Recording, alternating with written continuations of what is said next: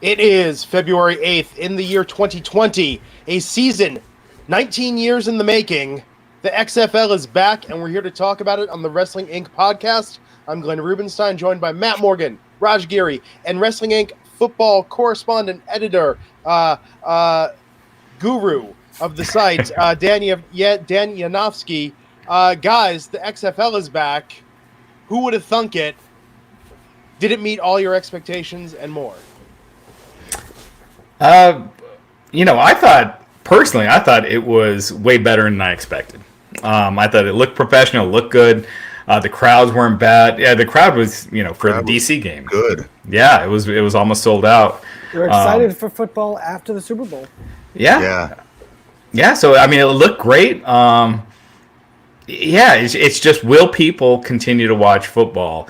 All my hardcore football fans were not watching this. That I'm in like fantasy leagues and stuff with. We're not watching the XFL, but obviously that could change down the road. But I thought it was a good start. Now, Matt, were you a fan of the original XFL? I was, just because of how they advertised it before it started. You remember, they were saying things. Now you got to remember how old I was. I want to say I just graduated college at the time, 2001, right? Right. Yes, I just graduated college. Now just remember what age I am here. And I remember them advertising that they're gonna be in somehow the cheerleaders' locker rooms, and they're gonna be showing drama between boyfriend and girlfriend, and so for those reasons, I thought it was gonna be awesome and want to watch it every week, like a total mark. But seriously, that's what that I was most interested in seeing back then. But if you remember, they applied a lot of, since then, they've applied a lot of, NFL has, college football even, has applied a lot of stuff that first XFL did, as far as how their angles were, their shots were, their microphone players were, microphone coaches were. They took a lot from that the original XFL gets no credit for it. But tonight, I thought this was hard-hitting as hell. There was one shot, Trey Williams just took, what's his name? Pete, what's QB's name again? Walker? What's his name? The smaller quarterback from Houston. Dan, That's your territory. Yeah, I'm bringing up the stats page up right now. The main quarterback from Houston that led their comeback, dude. Trey Williams from Los Angeles took his friggin' face off with a legit clothesline from hell. It was something Walker. Thank you, Walker. He played a great game tonight. But there's so many hard hits like that. The dude and the other guy from LA was sitting on the sidelines having his separated shoulder popped in, and they were filming it and miking it. That was something. It was. That was the aspect that I actually liked about it, because that reminded me of pro wrestling, of seeing everything around you. They wanted the whole backstage interaction of pro wrestling within football without being too pro wrestling. Yeah, and I thought it hit. June Jones I don't want to say he did a great job. He just was microphone, but I like that they let us hear.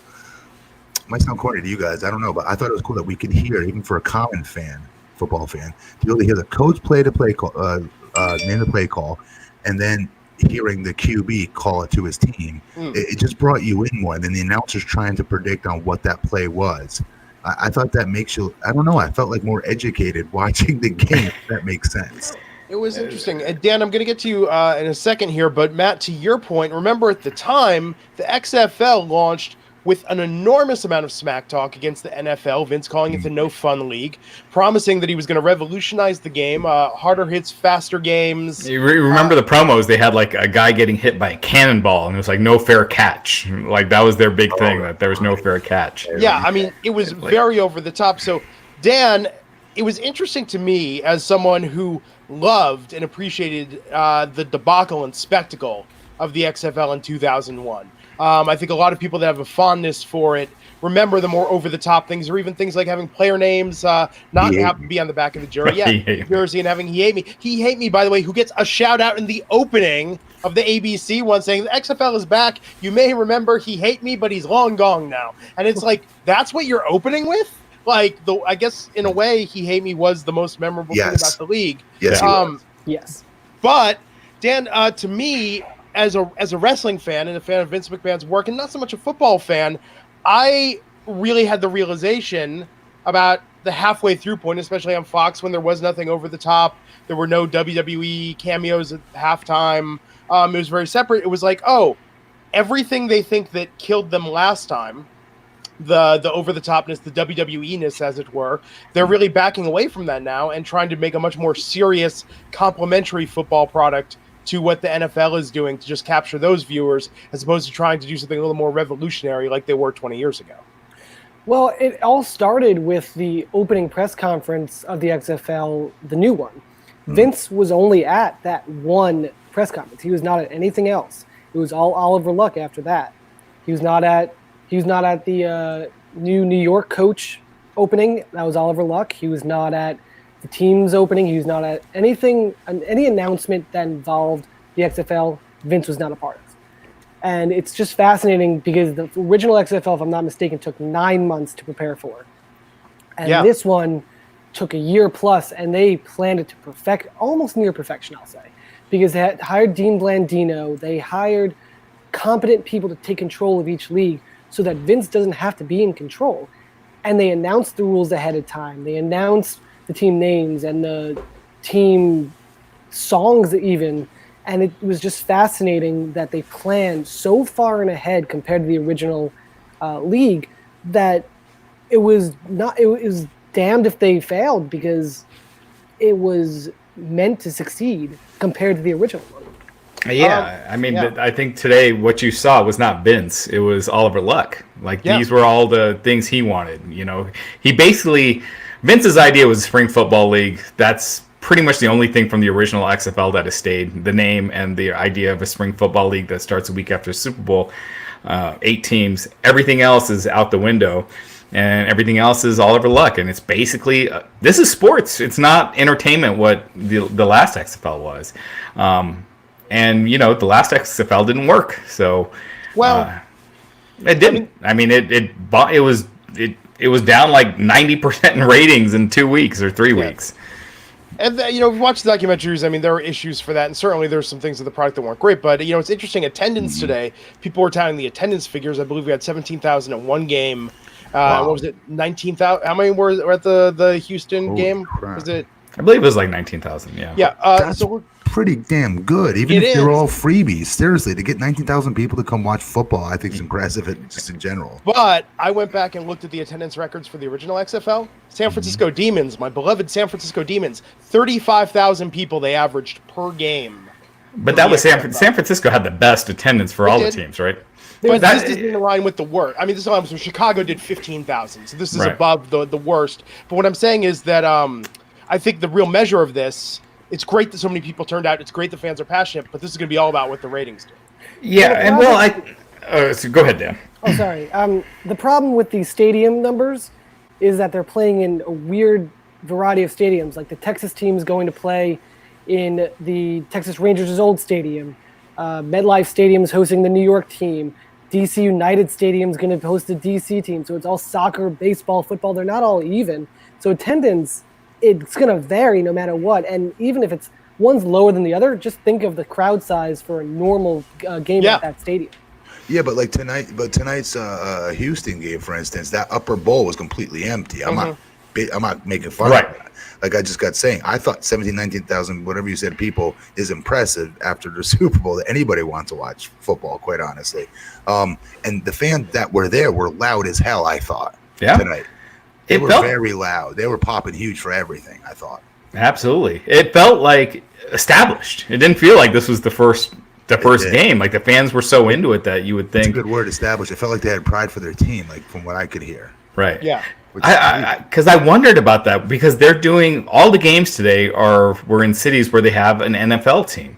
So it's like if you're an NFL fan of the of Houston or LA's 50 teams that they have, are you willing to become a fan of another a B grade football team? And apparently they are. I always thought you'd move to markets like St. Louis, which they're doing, where they used to have an NFL team and don't.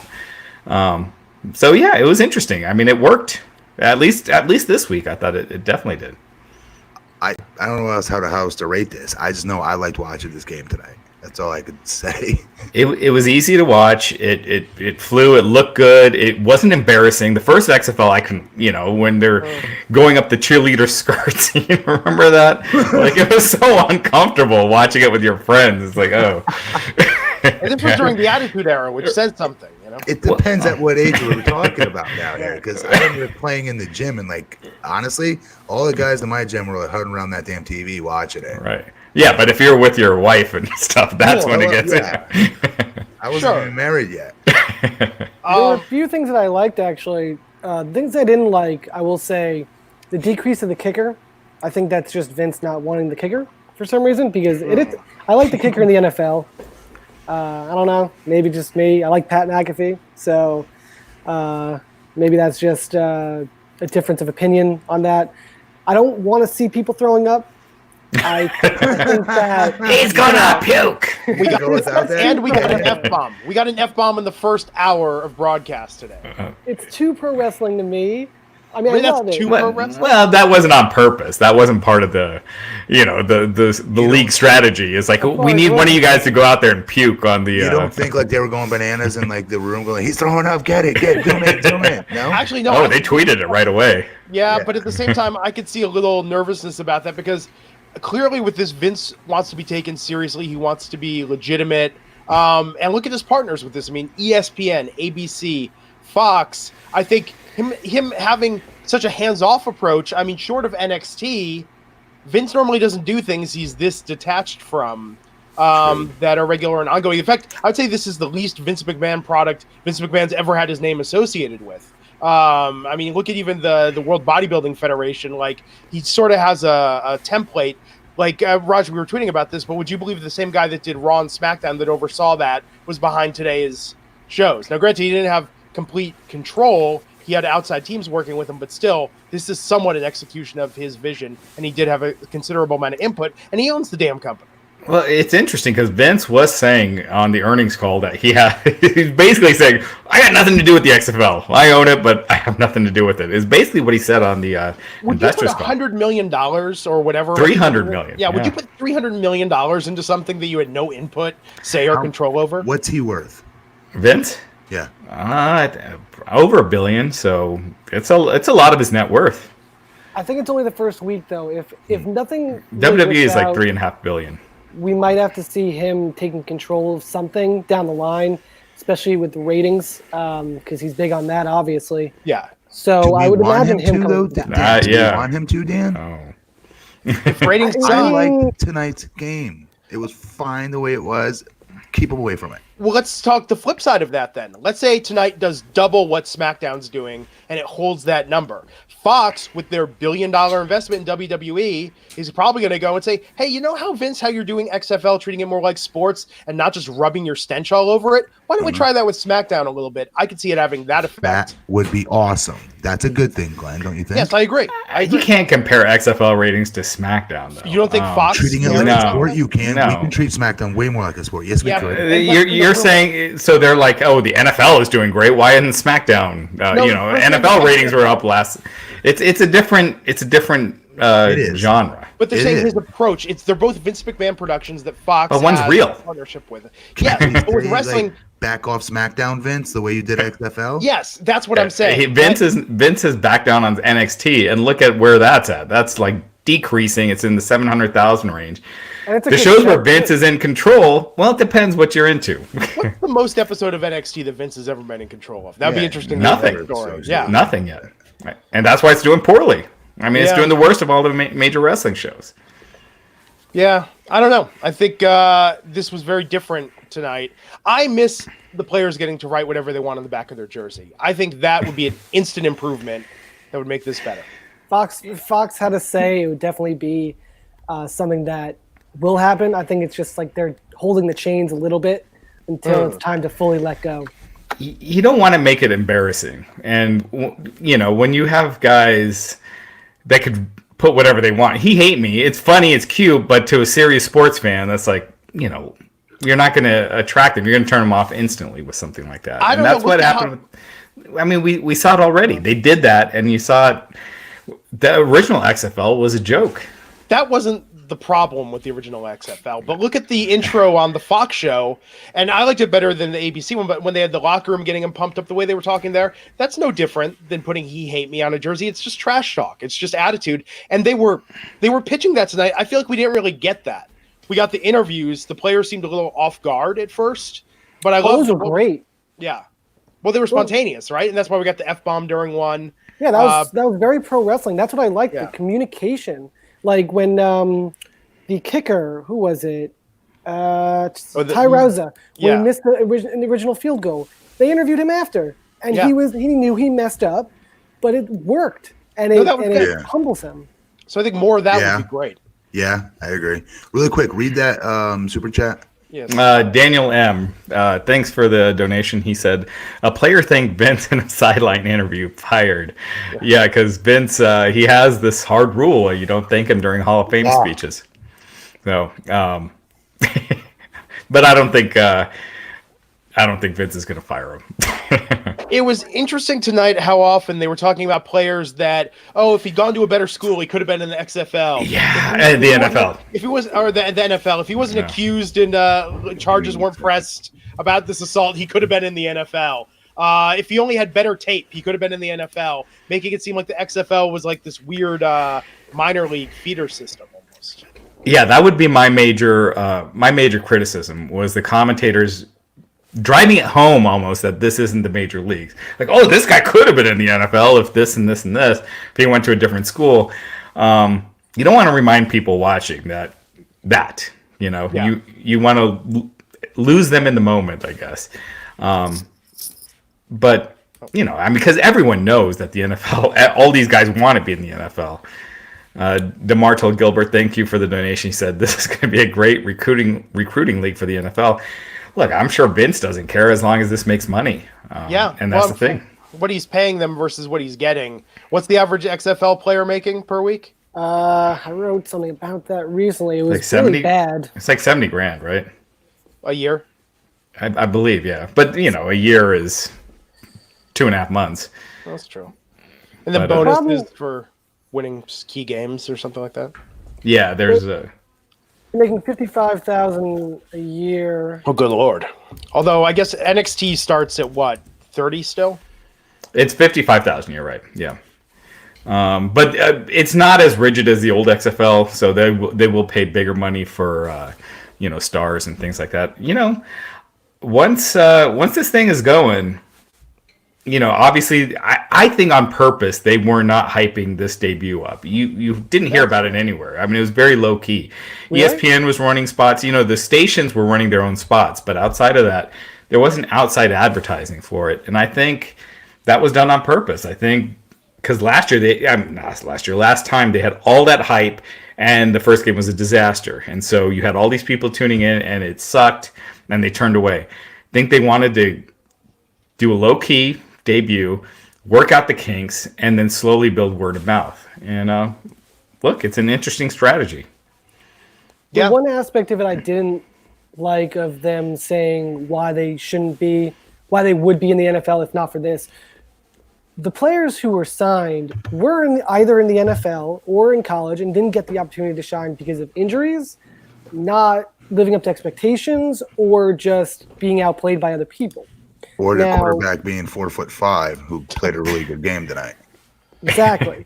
Wait, what's that quarterback that's short tonight? Walker. Oh, so it would be Shorty W, I'm sure. He played such a good game tonight, though.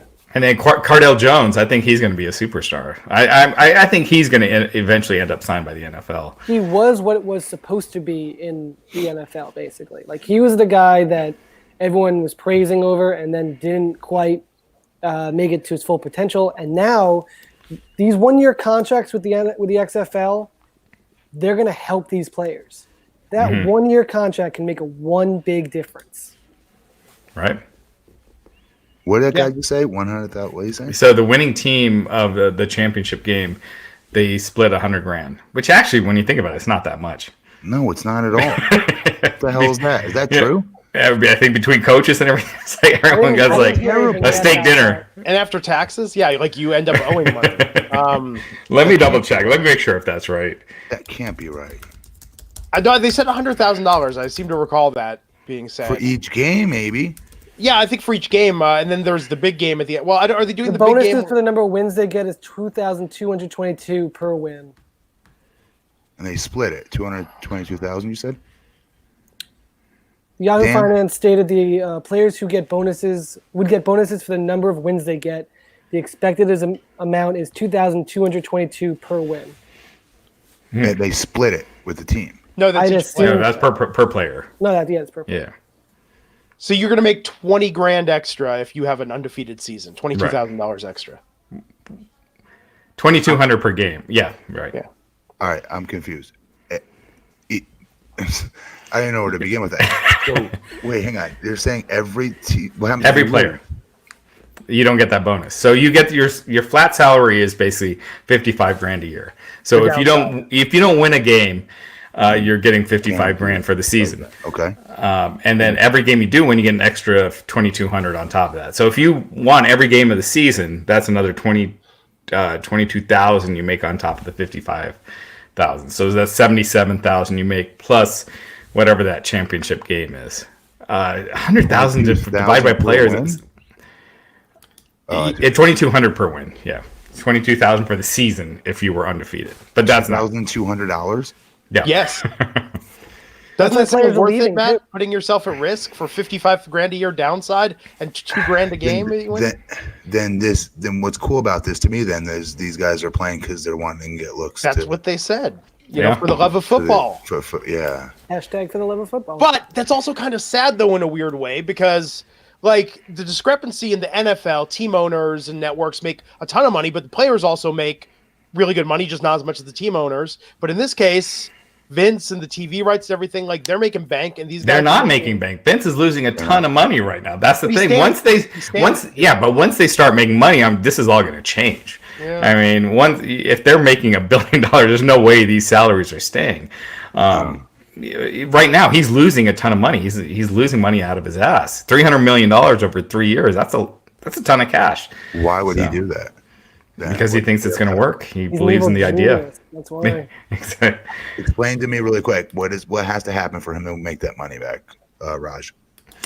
Well, it needs to get a big TV rights deal. So right now he's got 3-year deals with ABC, Fox, all these guys. If it works, as we've seen with AEW, they could renegotiate right off the bat. You don't have to wait till the end of that deal because AEW has been, their original deal was for years, and they. When you said Vince has a 3-year deal with Fox, that's including SmackDown. No, just for XFL. Yeah. Wow. And no money. It's just they're covering production, but there's no money. They're not making any revenue. Damn. Yeah. So all of this is out of Vince's pocket. It's not, and they split the advertising revenue, which isn't, right off the bat, it's not going to be that much. So for this to work, they need to get good ratings to where he'll get that TV deal. Hopefully for him sooner than later. Hopefully, like we saw with AEW, it was within months as opposed to years. So if this thing is a hit, Fox and ABC are going to want to beat the other network right off the bat for those rights. What do you think the ratings need to be a hit, Raj? I would say, what was AAF doing? They were doing like under 1 million. I think they were doing like 600,000 to 800,000, and it was a flop. So over a 1.0? Over 1 million for sure. NFL averages 16.3 million viewers. We can't. Yeah, that's a difference. What I'm saying, if they even did a quarter of that, it would be a runaway success. The NBA does around 1 million viewers a game. So if they could get around that, and the NBA is one of the top sports franchises in the world. So in the country, 1 million. Yeah, I mean for a regular game, not for LeBron James. Right. Once you got a star, if you have a LeBron James or something, those games obviously are going to do a lot more. But the average, AEW beat the NBA a couple weeks ago. One of the games. That's pretty cool. Yeah. Good information, Raj. Very good information. I didn't know that. Yeah. We shall see what today does and what tomorrow does. It was good, but yeah, live attendance. I think they need to present the crowds better, though. I mean, I was getting this with people on Twitter. Some of those the second game, especially The second game. The first game I thought was great. first game looked good. The second game, man, like so many empty seats. If I was just flipping channels, I would have thought that was like a preseason college game based on just the empty stadium. I was watching it live on my phone with my earbuds in. Yeah. I used my earbuds overdoing it, but they sounded friggin' loud as hell. Oh, they sounded loud, but it didn't look full. It didn't look. Yeah, no, that's true. That was my only. And I know people will bring up, well, when the NBA, when they have empty seats, but it's the NBA. They're established. For a new league, you don't want to make it look like you're the only person watching. We saw that with the AAF. Pull a Monday Night Raw, move everyone over in front of the hard cam, just bunch them all together, and it'll look full. Yeah, I'm surprised they actually. I don't think football has a hard cam. But they could structure it in a way to present it and make it. Just move everyone to one side of the stadium. I think it depends on, I guess, what next week does. But like I said, the stadiums differ, so you never really know.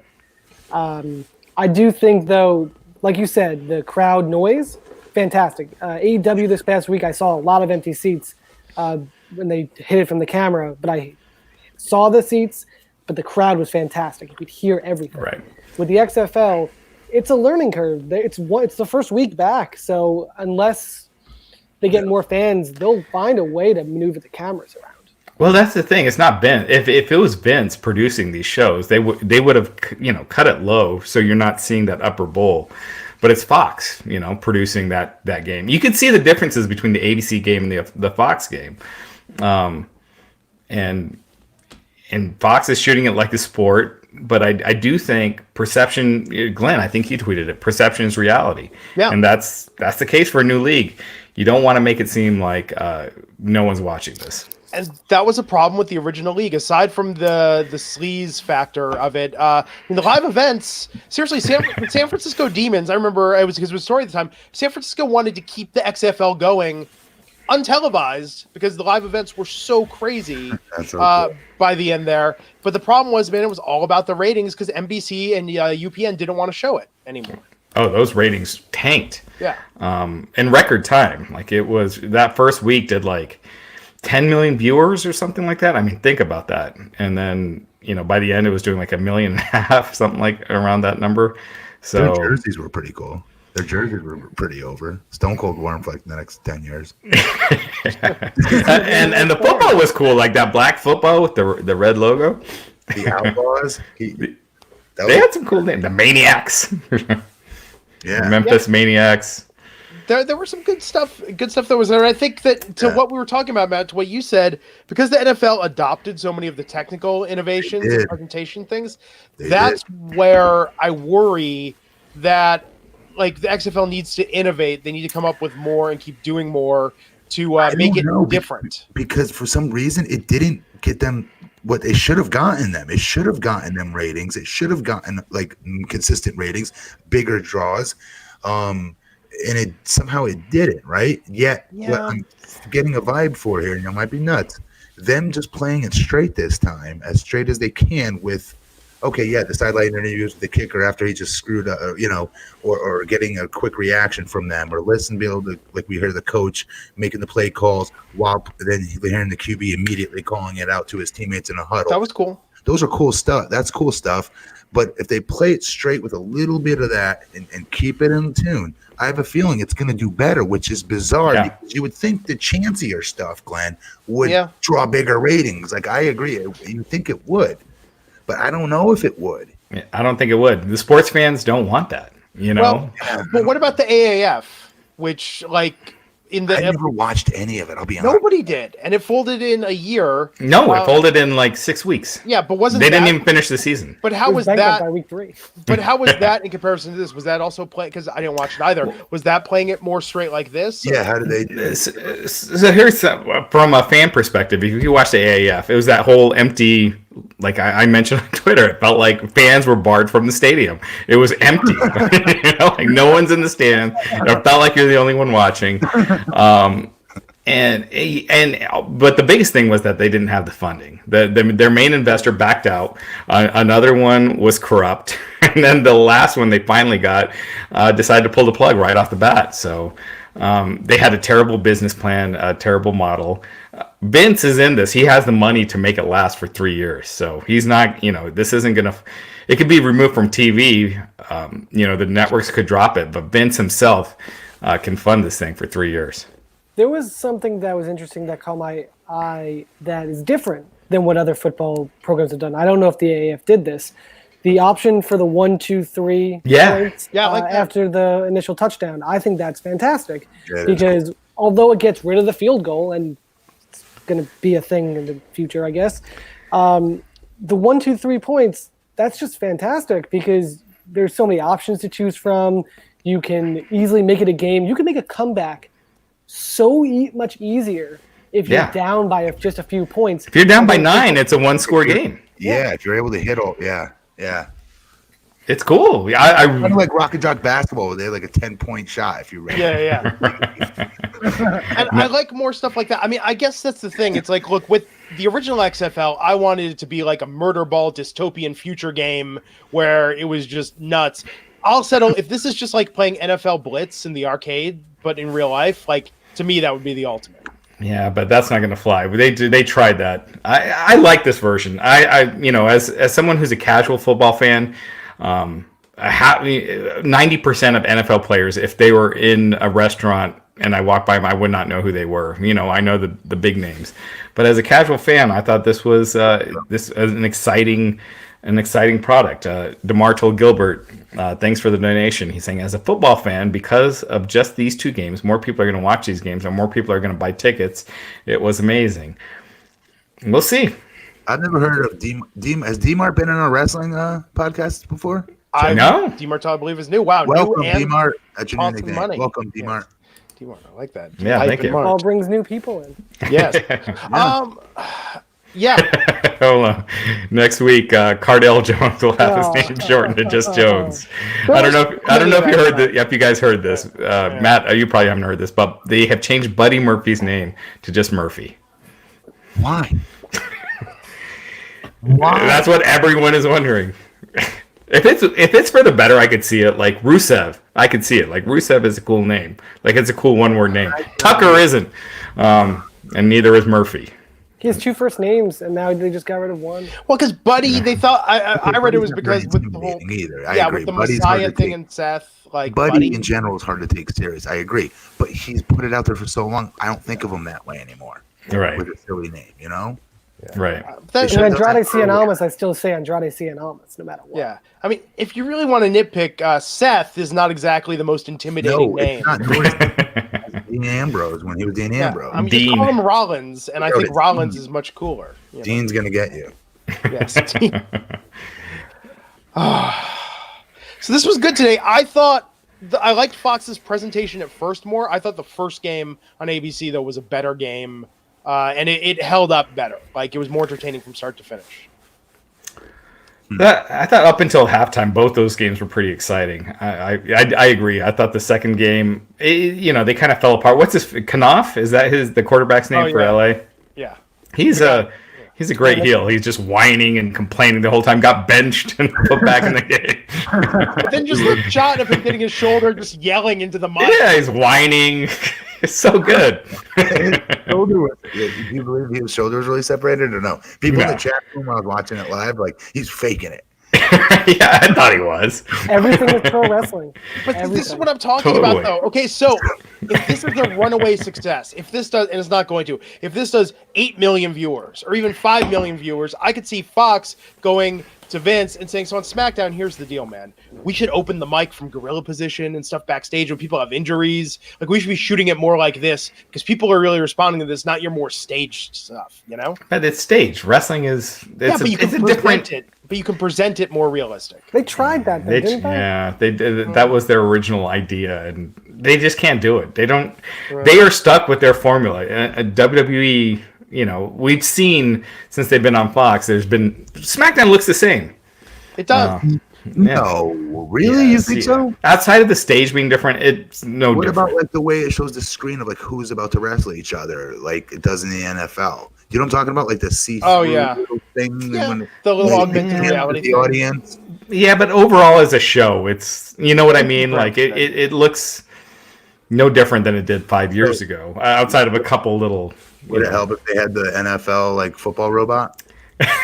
Yeah, They did. Remember, they had the football robot was part of the draft. We don't talk about that. Yeah. I will say, one thing I didn't like with the XFL is when they were showing the reviews of the plays, when they show the guy, reviewing in the booth. Because whenever I thought first of all, with the NFL, I like how you're kind of in suspense waiting for what's going to happen. And then I always picture this gigantic room with thousands of screens and all these officials going nuts, figuring out what happened. And just seeing one guy there like, oh, okay, yes, that was a first down. I don't know. I see a lot of sports that do that.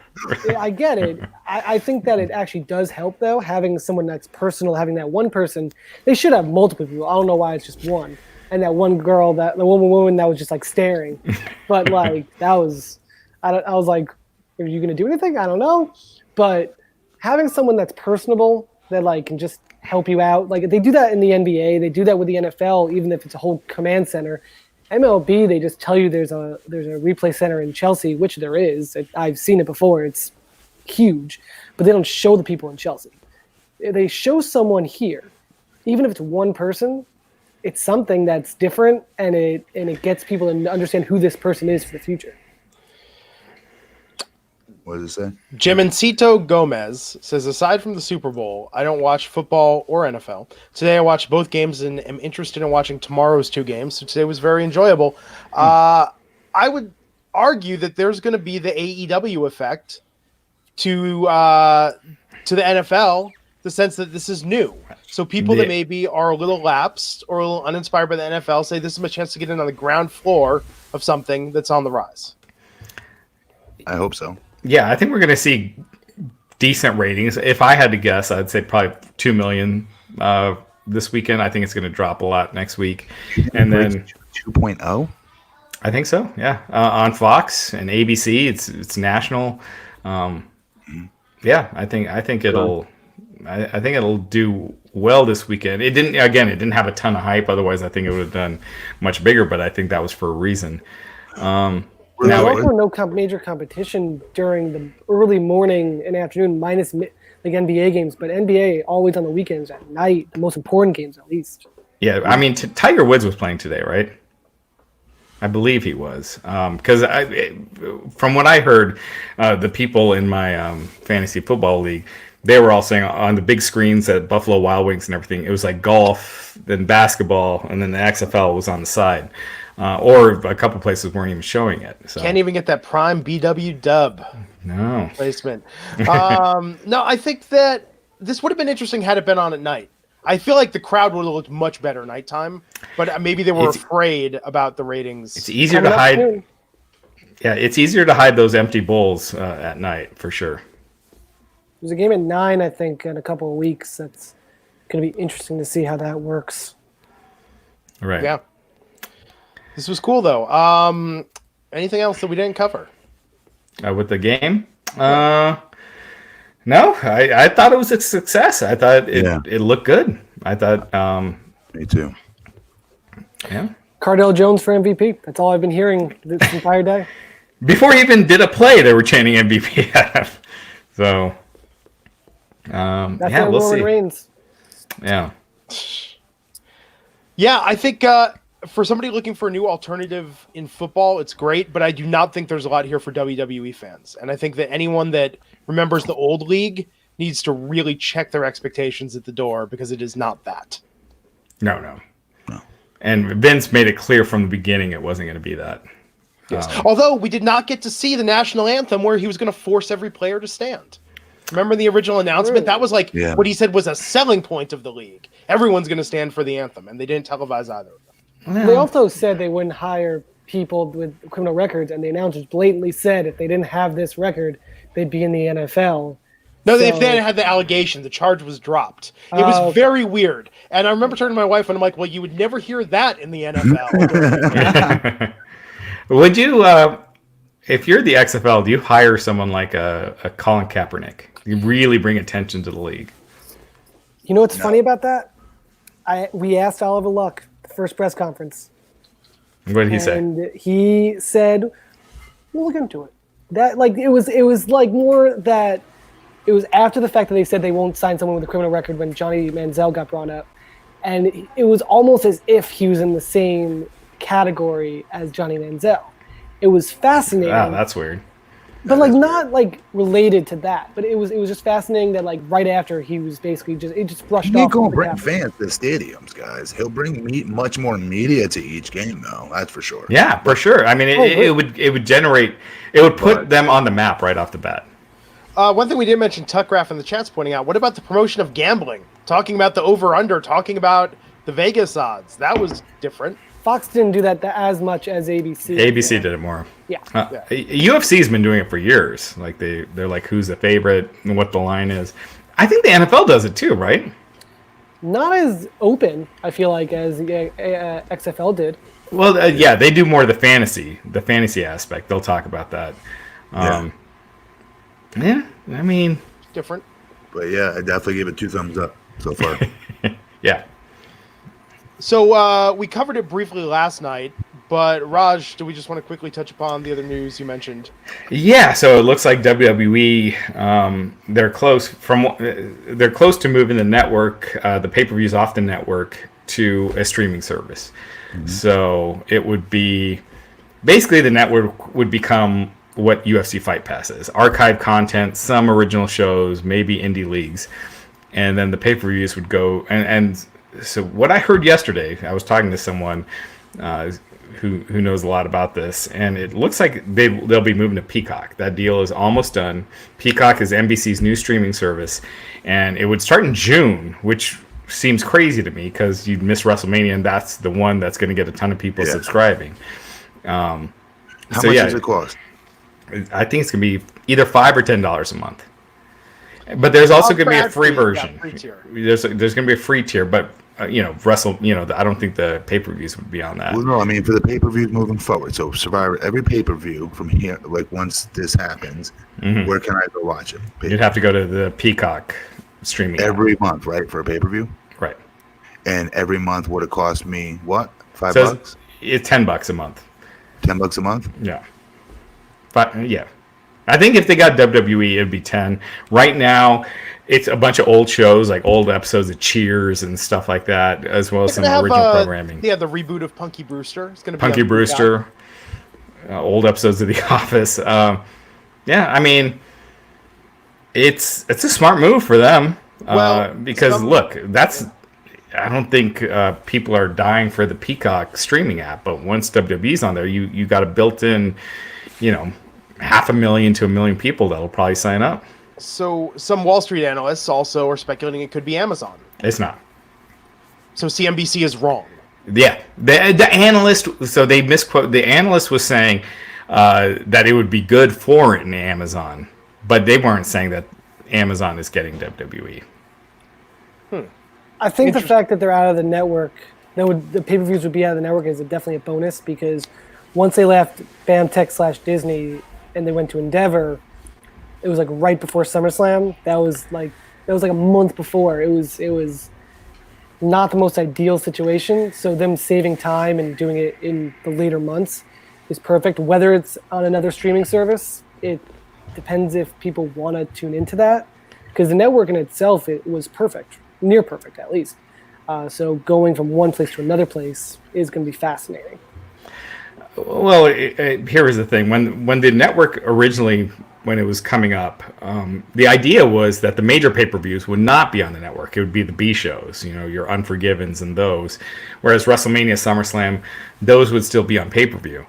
And then they ended up just saying everything, which I thought was a mistake. Now, as a fan, it's great. Yeah, we get a great deal. Right, but for a company, those are all things you could add down the line, but why risk your biggest money makers right off the bat? So they're taking away. They're going to be taking away from network subscribers. Taking away as opposed to adding to obviously is always a bad thing. But ultimately, you know what? As a business move, this is going to be great for WWE. They're going to make a ton of money moving their pay-per-views. Network subs are going to drop, but they're probably going to be more profitable because they don't have to produce the pay-per-views. So not only are they making the money from the streaming service, they're still going to have network subscriptions for just old content and that they don't have to put much money into. So it's just a moneymaker. So as a business move, it's probably going to work out well. Or it could be within the streaming service. I think, actually, just doing some quick math, if they're doing 2 million subscribers on the network, which they're not doing, the network is not even making $100 million a year, and probably substantially less when you look at all the promos involved. And it's dropping. Yeah, you're telling me that if, let's say, Amazon or Peacock or Netflix or someone came to them and said, we're going to give you $1 billion a year or $500,000 a year for just basically to have all your network content live as a section of Amazon Prime Video or Peacock, I think they would take that in a heartbeat. You mean $500 million? $500 million, Right, and kill the network, as it were, just move everything over. And it's better for the fans, because I bet you they could get twice as many WWE fans, probably 3 or 4 times as many who will sign up as part of Amazon or Netflix or Peacock. So here is okay. Hold on. Why are you guys so fantasized by networks? By the way, if you can't tell the fans at home, I'm like falling asleep. I don't know how you guys are so entertained by this.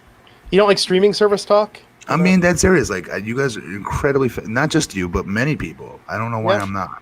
I left the streaming service industry. I think I'm okay not talking about it. I'm not making fun of you guys. I'm just being honest. Do you mean the business aspect, or what do you mean? Yeah. Yeah.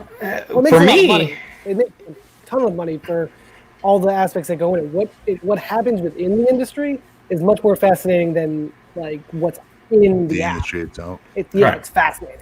Yeah. Well, Matt, to your point, like me and my wife, we watch This Is Us. I don't give a crap what their ratings are. Like I don't care about what the actors are making or how much more their rights are increasing or anything. But with wrestling, since the website depends on the business and depending on the popularity. So yeah, I find it fascinating because not just you, everybody does. I'm just wondering why I don't. Well, I have a question I want to ask you in a second, Matt. But Brian Medina with a $5 super chat saying, if you have WWE on Peacock, don't you lose viewers that were watching on a PlayStation and Xbox? No, Peacock's going to be everywhere. It's going to be an app, just like Disney Plus or DirecTV Now or any streaming app. So, but Matt, for me, the reason why I find it fascinating is I think the original WWE Network idea was incredible.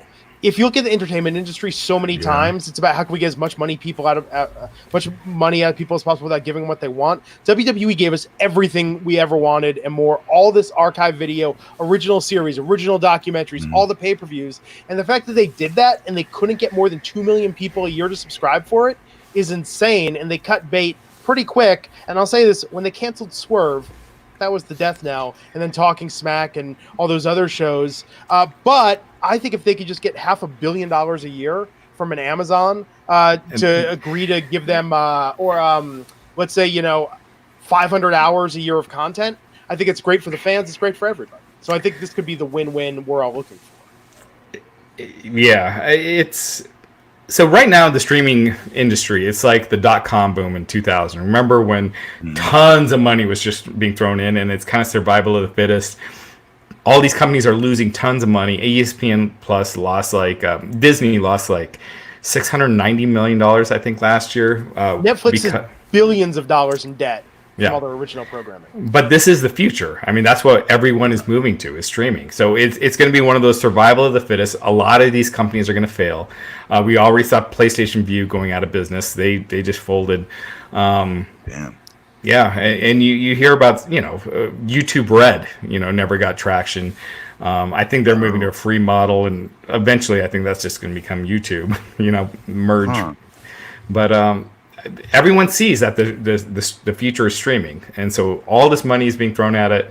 Peacock, I think, would be DOA if they did not do a deal with WWE. I don't see people paying all that money for Office reruns. I was just going to say the same thing. Everything else besides their pay-per-view sounds like crap that I could see anywhere. So why would WWE want to go there and risk?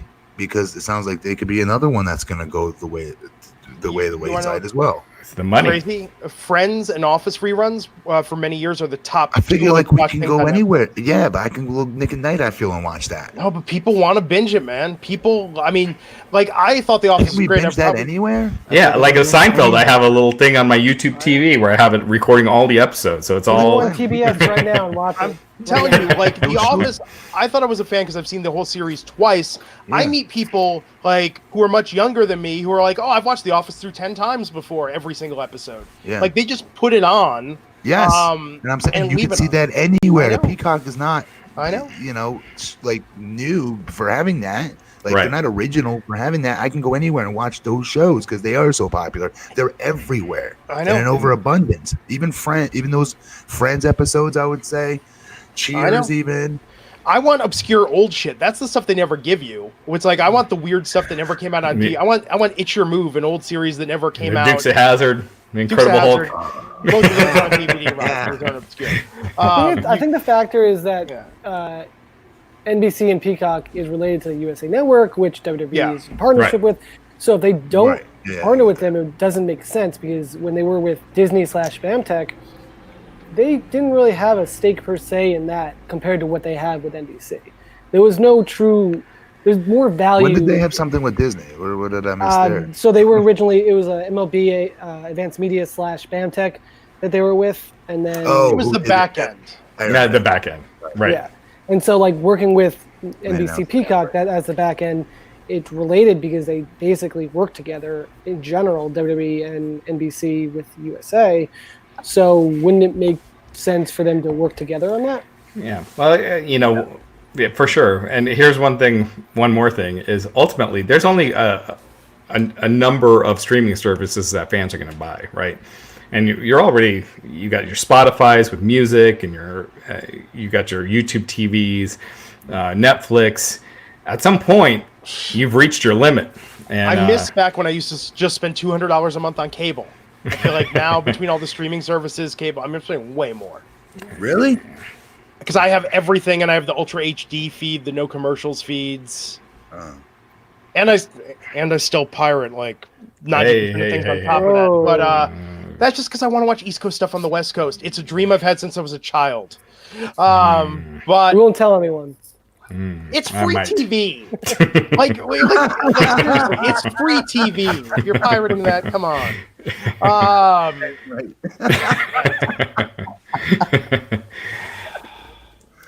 I know, Raj. I'm still just I work in advertising, but I use an ad blocker all the time. I want everything without commercials. I'm a riddle and a contradiction.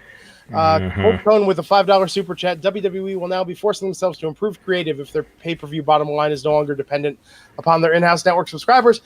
I would actually argue differently because you're not going to cancel Netflix. You're not going to cancel Amazon.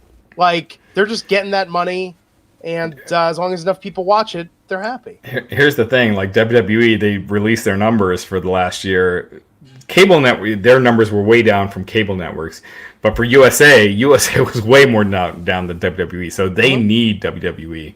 So they're in a good position. So and part of the reason why USA was so down was because SmackDown left. So yes, WWE they can put on crap, absolutely. And I actually think WWE has gotten better this last year, but they can put on absolute crap and they'll be fine. I think SmackDown's gotten better this past year. Dirt Sheet was good that night. Oh, that was good. Yeah, actually, I do. Yeah, I said on Fox than on USA. I think SmackDown has been better. It's not as must see, but it's easy to watch. I didn't like that they beat Naomi last night, and a couple of things like I thought the Goldberg Bray Wyatt thing was a waste. But yeah. Raj, though, I think you think it's easy to watch. Matt's not listening. I was gonna say, Matt, Raj is saying SmackDown's so easy to watch. I'm thinking, yeah, it must be really easy to watch if you don't have to do a podcast immediately after and watch the entire thing live in real time. Must be so nice we can just skip through it, pick and choose what to watch because you don't have to be on the air to talk about it right after or anything. Must be nice, right? There's a reason. There's a reason I don't do the SmackDown podcast. I've seen your Twitter. I do just want to point out real quick, SmackDown, because I didn't get to do it. I wasn't able to do it last night, but the 4 different tag teams that they had in it made it look like they actually have a tag team division now for the record. Don't you think? Ziggler, Rude, what do you call it, brothers? Usos, and obviously Miz and Morrison, and then Kofi and New Day. That's pretty impressive, I thought, last night. It made me actually think they have a tag division there. Scott Dawson tweeted out an hour ago.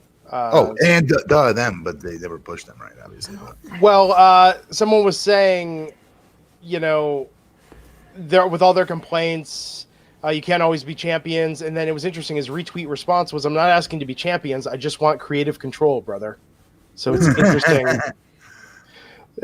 Pretty obvious to anyone that's seen how the Revival's been booked in the storylines to see why creative control. They're on their way out, and to turn down $700,000. I cannot. A piece. That is insane to me. I have a question. What do you think of them as talent in the sense of where they can go if they left WWE? I'm curious what now, out of their NXT phase and in their main roster phase, what are your thoughts on them? Like going, what do you mean by that? If they were to leave WWE, would AEW go to AEW? Obviously, give everybody their everybody who they think is going to be a dream match, which is them versus Young Bucks, and it will run its course. I don't know. I don't know. I just know for $700,000, don't turn that down. I love the tomorrow, boys. I want to see you versus Young Bucks more than anybody in this planet. Trust me. But you can get hit by a bus tomorrow, and it's all over with. Catch in when you can. It'll work. I'm a fan of the Revival, but they're not. I don't see them being difference makers. Right? They'll get the huge pop in the first month in, and then ultimately you see with Sean Spears.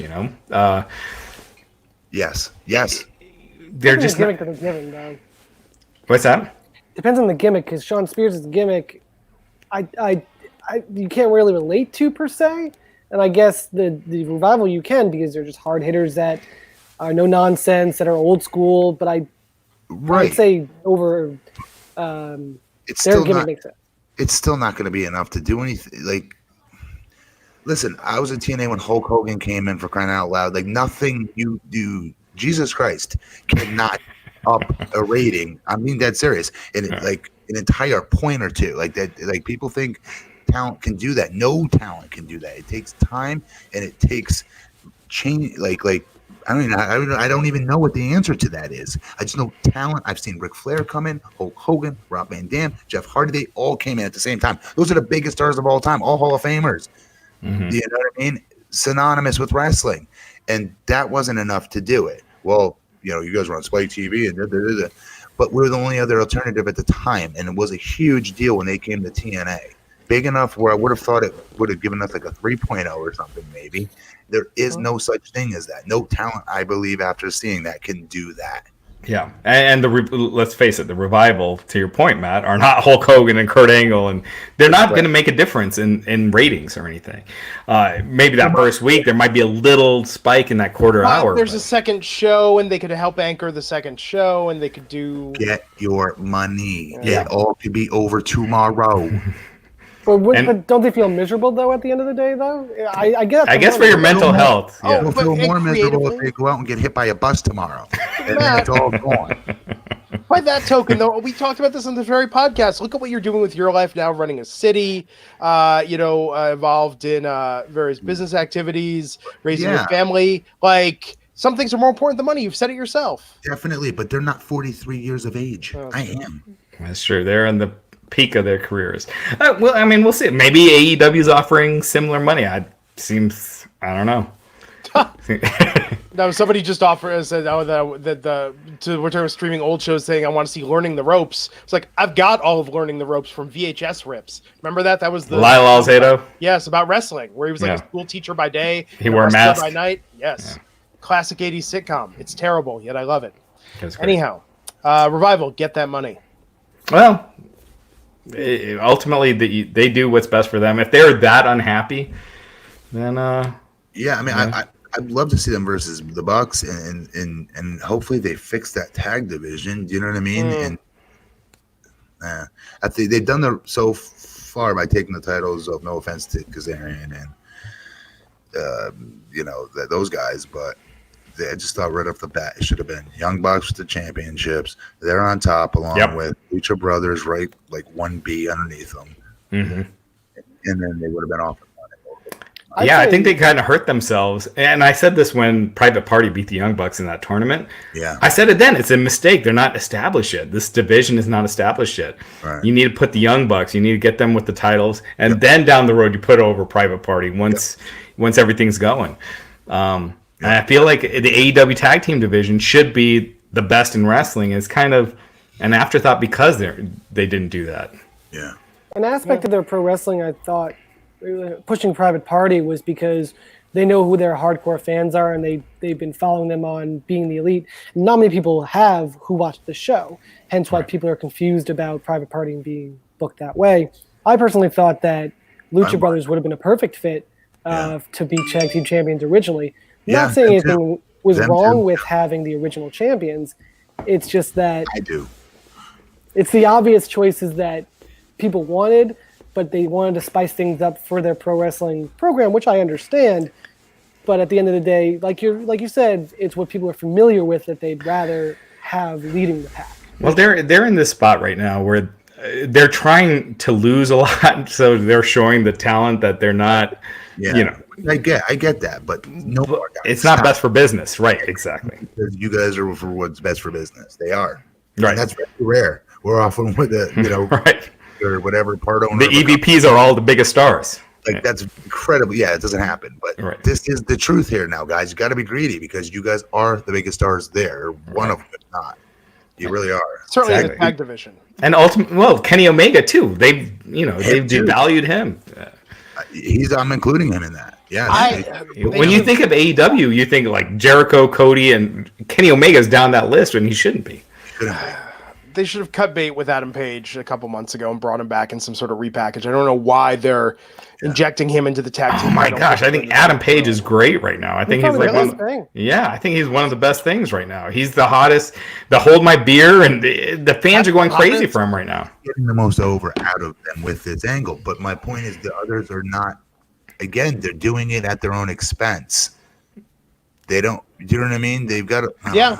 No, they need to do what's best for business as opposed to what's best for the locker room. They sacrifice the better than the title. What'd you say? Is it weird to say that Cody's better than a title right now? Because I know he can't fight for a title, but with that strap angle, I think he's like above everything else right now, even the title. Okay. Cody. Yeah. I'm sorry. Go ahead, Matt. I don't see anything wrong with that either. Yeah, I agree with that, and I think that's pretty impressive too. At the same time, yeah, some great stuff.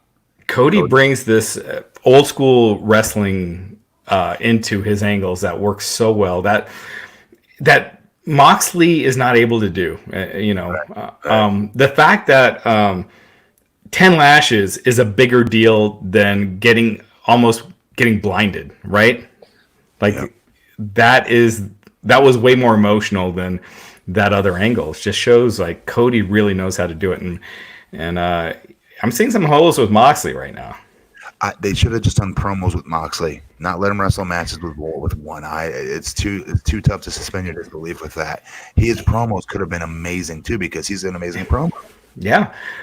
I was watching this episode of Breaking Bad the other night. We've been rewatching it because we're out of shows, and there's this episode where Hank, where he traps the bad guys. I'm not going to spoil it for anyone that hasn't seen Breaking Bad, but he traps the bad guys, and they have someone call and say his wife was involved in this bad accident. And when he finds out it was a hoax, the look on his face, he was just so pissed. That emotion. That's what Moxley should have been after being stabbed in the eye, but instead he's strutting around, having a good time. Right.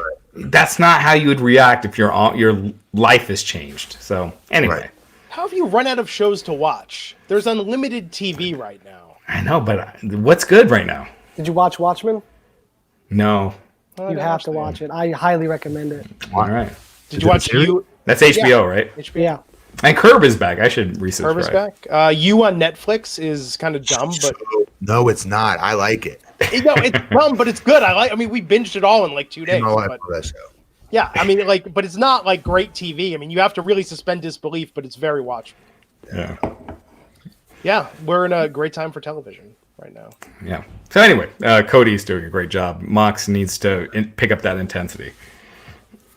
Yeah, but Cody's that example. Cody doesn't need a title, and with Adam Page, my point is they've sacrificed the entire tag division SCU as champions. They've sacrificed. Yeah, but SCU was doing nothing as champions. It wasn't like that was getting hot. But they've got all those guys for this Adam Page story. Good, but now that's over. Like, people care about that.